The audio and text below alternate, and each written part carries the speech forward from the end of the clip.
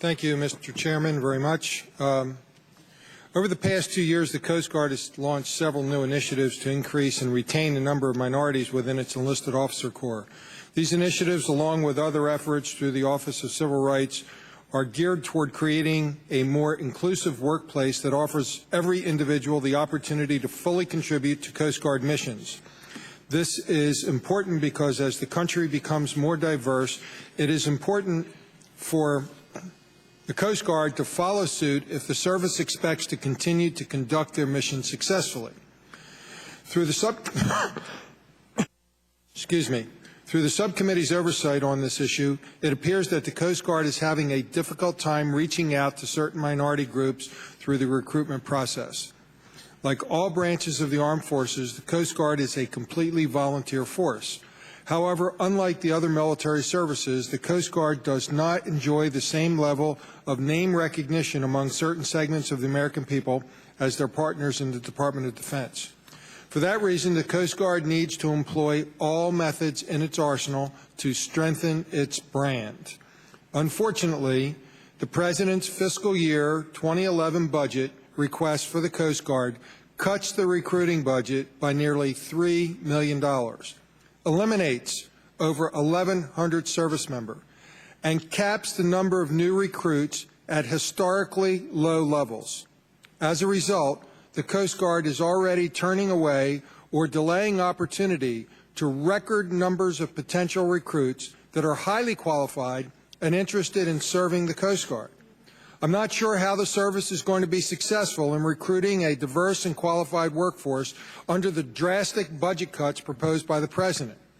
I will be very interested in hearing from the witnesses on how they intend to carry out this mission under these very difficult circumstances. In addition to the need to focus on recruitment, the Coast Guard is also revamping the Office of Civil Rights to address allegations of mismanagement and recommendations made by an external review. The Directorate has been diligently working to address more than 50 items identified by an outside review, and I'm encouraged by the news that many, if not all of these programmatic changes have been made. I am still concerned, however, by the findings of the Government Accountability Office that the service still lacks a clear view of outcomes that are desired from these and other initiatives. Unfortunately, this failure to look at the wider scope of impacts does not appear to be confined just to the Coast Guard's Civil Rights Program.